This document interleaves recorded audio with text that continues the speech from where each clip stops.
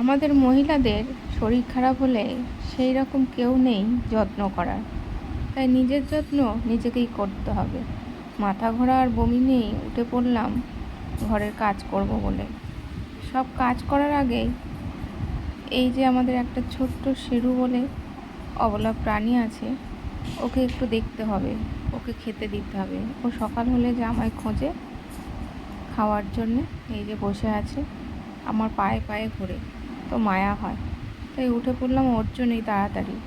আর কালকে থেকে ভীষণ শরীর খারাপ, যেটা তোমাদেরকে বলে বোঝানো যাবে না। কখন যে মানুষের কি হয়, সুস্থ থাকতে থাকতেই হঠাৎ অসুস্থ। কালকে থেকে ভীষণ শরীর খারাপ, বমি, মাথা ঘোরানো, গা হাত পা ব্যথা। তো ভাবলাম আজকে কাজে যাব, স্নান টান হয়ে গেছে, সব হয়ে গেছে, তো হঠাৎ দেখি ভীষণ মাথা ঘোরাচ্ছে। তো এখন যাচ্ছি ডাক্তারখানায়। ছেলে রেডি হচ্ছে, একা যেতে পারবো না, কারণ গায়ে বল পাচ্ছি না, মাঝে মাঝে এমনভাবে মাথা ঘোরাচ্ছে।